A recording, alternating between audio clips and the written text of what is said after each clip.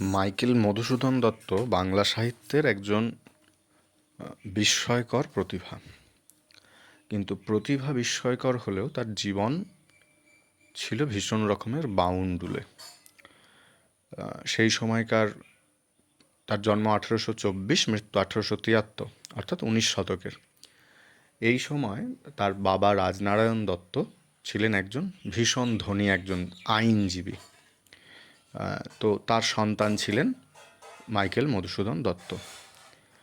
এই মাইকেল মধুসূদন দত্ত সেই সময়কার বাংলাদেশে, এখনকার যে বাংলাদেশের যশোর জেলায় তার জন্ম হলেও পরবর্তীকালে তিনি কলকাতায় এসে হিন্দু স্কুল, মানে যেটা বর্তমানে প্রেসিডেন্সি ইউনিভার্সিটি, সেখানে তিনি ভর্তি হন এবং ওখানে পূর্বতন শিক্ষক ডিরোজিওর আদর্শ বা মতাদর্শে তিনি ভীষণ রকমভাবেই অনুপ্রাণিত ছিলেন।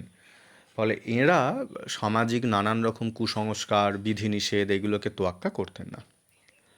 এই সময়ই মাইকেল মধুসূদন দত্ত ইংরেজি সাহিত্যের প্রতি ভীষণভাবে অনুরাগ অনুভব করেন এবং তার ছোটোবেলা থেকে মায়ের কাছে শোনা বাংলা ভাষায় রামায়ণ, মহাভারত এগুলো শুনে তিনি বড় হয়েছেন। এছাড়া যখন তিনি গ্রামে অর্থাৎ যশোরে থাকতেন তখন তিনি একজন আরবি শিক্ষকের কাছ থেকেই তিনি বাংলা, আরবি এই সমস্ত কিছু শিখেছিলেন। পরবর্তী ক্ষেত্রে মধুসূদন যখন স্কুল জীবনের ছাত্র হিসেবে থাকেন তখন তার বিভিন্ন রকমের ইংরেজি কাব্য, গ্রিক কাব্য এইগুলোর প্রতি এতটাই তার ভালো লাগা তৈরি হয় যে তিনি ইংরেজি ভাষাতেই একজন শ্রেষ্ঠ কবি হয়ে উঠবেন, এই স্বপ্ন তিনি দেখতে থাকেন। এবং যে কারণে পরবর্তীতে মানে কাউকে কিছু না জানিয়েই তিনি খ্রিস্ট ধর্ম গ্রহণ করেন। এতে বাবা ভীষণ রকমের অখুশি হন এবং তাকে ত্যায্যপুত্র করেন। এরপর তিনি প্রেসিডেন্সি স্কুল বা সেই সময়কার হিন্দু স্কুল ত্যাগ করে তিনি অন্য আরেক জায়গায় ভর্তি হন। সেখানে পড়াশোনার খরচ তার বাবা তাকে ত্যায্যপুত্র করলেও কিন্তু চালিয়ে যান। কিন্তু মনে প্রাণে ভীষণ রকমের জেদি ছেলে। তারপর তারা করে কি, ওখান থেকে মাদ্রাজে চলে যায়, মানে চেন্নাই যাওয়ার পর সেখানে স্কুলে শিক্ষকতা করে আয় উপার্জনের চেষ্টা করেন, কিন্তু খুব একটা তাতে সুবিধা হয় না এবং তিনি কোনো মতেই বাংলা ভাষাতে যে কাব্য রচনা করবেন না এটার প্রতি তার একটা মনের মধ্যে বদ্ধমূল অবস্থায় তিনি থাকেন।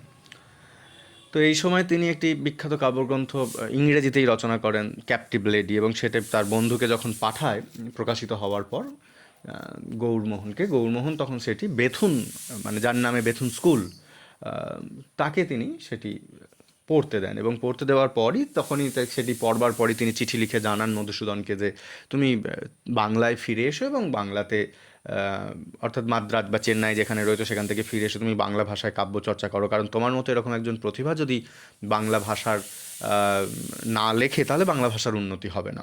এবং এছাড়াও তার বন্ধুরা বিদ্যাসাগর মহাশয়, গৌরদাস, এরা সবাই মধুসূদনকে অনুরোধ করতে থাকেন।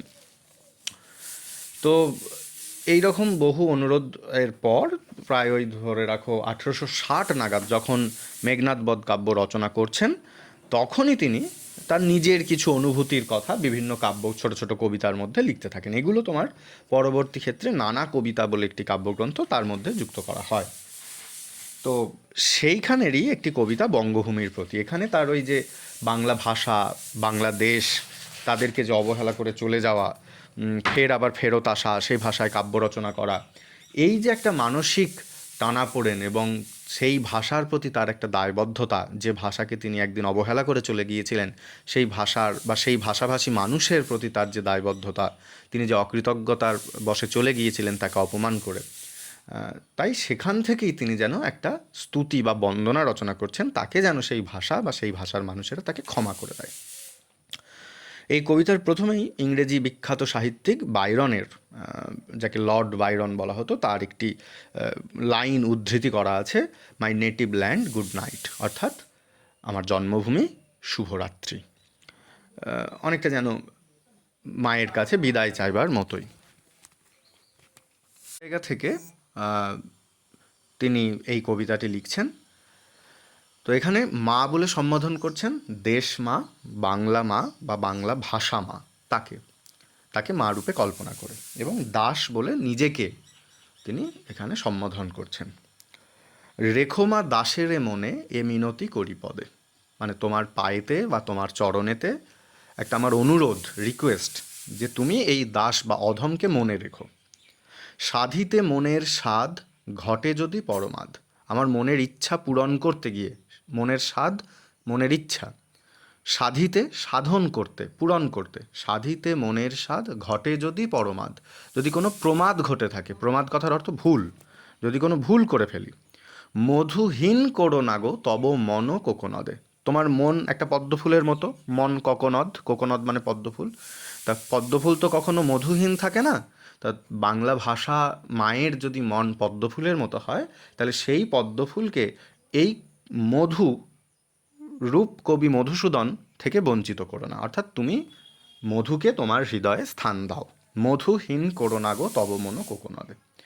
প্রবাসে দৈবের বশে জীবতারা যদি খসে। তাহলে তিনি তখন চেন্নাইয়ে আছেন বা এই ধরনের পরিস্থিতিতে, অর্থাৎ তার বাংলায় নেই, তিনি বিদেশে। তো প্রবাসে দৈবের বশে মানে হঠাৎ যদি কোনো কারণে, দৈবের কারণে যদি আমার জীবতারা যদি খসে, এ দেহ আকাশ হতে, এই দেহটা যদি আকাশ হয়, শরীরটা যদি আকাশ হয়, সেখান থেকে তারার মতো যদি আমার প্রাণ সেটা যদি খসে যায়, জীবনটি যদি খসে যায়, অর্থাৎ আমার মৃত্যু ঘটে। প্রবাসে দৈবের বশে জীবতারা যদি খসে, এ দেহ আকাশ হতে, খেদ নাহি তাহে, নাহি খেদ তাহে। নাহি খেদ মানে, খেদ মানে কি? খেদ মানে হচ্ছে মনের দুঃখ, কষ্ট। তাহলে আমার তাতে মনের দুঃখ আর থাকবে না। অর্থাৎ এই বিদেশে যদি আমার মৃত্যুও ঘটে, তবুও আমার দুঃখ থাকবে না। জন্মিলে মরিতে হবে, অমরকে কোথা কবে। যে জন্মেছে তাকে মরতেই হয়। পৃথিবীতে তো অমর বলে কোথাও কেউ কিছু থাকে না। চিরস্থির কবে নীর, হায়রে জীবন নদে। এই পৃথিবীর যত নদ নদী রয়েছে, তার মধ্যে জল কি কখনো স্থির হয়ে থাকতে পারে? তার স্রোতের ধারায় প্রবাহমান। তাহলে এই জীবনটা যদি নদীর মতো হয়, তাতে আমাদের জীবনের যে প্রাণ, সেই প্রাণটা কখনোই স্থির নয়, সে চলে যায় জীবন থেকে, একদিন না একদিন সে চলে যাবেই, অর্থাৎ মৃত্যু ঘটবে। তাই বলছে চিরস্থির কবে নীর, হায়রে জীবন নদে। নীর কথার অর্থ জল। তাহলে জীবন যদি নদ হয়, তাহলে সেখানে প্রাণ কখনোই চিরস্থির নয়। কিন্তু যদি রাখো মনে, অর্থাৎ তোমার হৃদয়ে যদি আমি স্থান পাই, মনে যদি আমাকে রাখো, নাহিমা ডরি সমনে, আমি তাহলে সমন অর্থাৎ জমকেও ভয় খাই না, ডরি না। ডরি কথার অর্থ ভয়, জমকেও সব ভয় খায় না। মক্ষিকাও গলে নাগো পড়িলে অমৃত হবে। দেখো মাছি যদি কোনো গুড়ের বাটি, চিনির বাটি, রসের বাটিতে পড়ে যায়, তাহলে কী হবে? সে তো ডুবে মারা যাবে, হাত পা চটচটে হয়ে গিয়ে। কিন্তু যদি সে বাটিটা অমৃতের হয়, অমৃত খেলে কি হয়, নাকি আমাদের ধারণা আছে অমৃত অমর করে দেয় যে কাউকে, তার মৃত্যু হয় না আর। তাহলে সেটা যদি অমৃতের বাটি হয়, তাতে যদি মাছি ডুবেও যায়, তাহলে তো তার মৃত্যু হয় না। তাই তোমার মনের মধ্যে যদি আমাকে জায়গা করে দাও, তাহলে আমার আর শারীরিক মৃত্যু ঘটলেও মানুষের মনে আমি চিরকালের জন্য বেঁচে যাব। সেই ধন্য নরকুলে লোকে যারে নাহি ভুলে। তাহলে এই মানুষদের মধ্যে, নরকুল মানে মানুষের যে কুল বা মনুষ্য জাতি, মনুষ্য জাতি, সেই মনুষ্য জাতির মধ্যে সেই ধন্য অর্থাৎ বিখ্যাত বা সে বর্তে গেছে, তার জীবন ধন্য হয়ে গেছে। কার না? যাকে, লোকে যাকে নাহি ভোলে, লোকে যারে নাহি ভোলে, অর্থাৎ মানুষেরা যাকে কখনো ভোলে না। মনের মন্দিরে সদা সেবে সর্বজন, অর্থাৎ যাকে সবসময় মনের, আমাদের মনটা যদি একটা মন্দির হয়, সেখানে যেরকম মন্দিরে যেরকম আমরা দেবতাকে রেখে অর্চনা করি, সেরকম আমরা কি করব? তাহলে সেই বিখ্যাত মানুষকে রেখে তাকে আমরা মনে রাখবো, চিরস্মরণীয় করে রাখবো। তাই বলছে মনের মন্দিরে সদা সেবে সর্বজন। তখন সেই মানুষকে কি করে তারা? না মনের মন্দিরে রেখে সবসময় তার সেবা যত্ন করে, অর্থাৎ তাকে আমরা মনে রাখি, চিরস্মরণীয় করে রাখি। যাচিব যে তব কাছে, তোমার কাছে যে, তাহলে বলছে কিন্তু কোন গুণ আছে যাচিব যে তব কাছে। তাহলে আমার তো কোনো গুণ নেই, কারণ আমি তোমার সঙ্গে সবসময় তোমাকে অপমান করেছি, অবহেলা করেছি, চলে গেছি তোমার কাছ থেকে, তোমার ভাষায় লিখতে চাইনি, তোমার কথা বলতে চাইনি। তাহলে আমি তো সবসময় দোষই করেছি, আমার তো এমন কোনো গুণ নেই যে তোমার কাছে চাইবো। যাচিব মানে চাইবো, তব কাছে মানে তোমার কাছে, তোমার কাছে যে চাইবো, আমার তো এমন কোনো গুণ নেই। হেন অমরতা আমি, এই রকম একটা অমরতার বর যে চাইবো।